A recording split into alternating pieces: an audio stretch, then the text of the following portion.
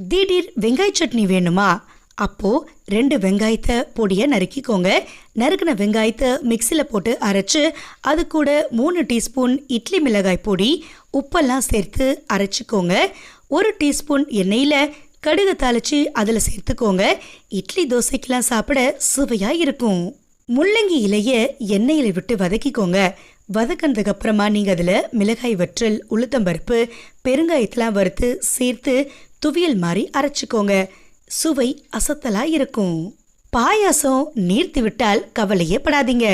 2 teaspoon சோள மாவை பாலில் கரைச்சி ஊற்றி 2 நிமிடம் கொதிக்க வச்சு பாருங்களேன். பாயாசம் கெட்டியா மாறிடும். புளிச்ச தயிர் வீணாக்காம 1 கப் தயிருக்கு 1 கப் ரவை, இஞ்சி, 1 பச்சை மிளகாய், கொஞ்சம் வெங்காயம், கொத்தமல்லிலாம் சேர்த்து 5 நிமிடம் ஊற வச்சு வடை போல தட்டி போட்டு பாருங்களேன். சூப்பரா இருக்கும்.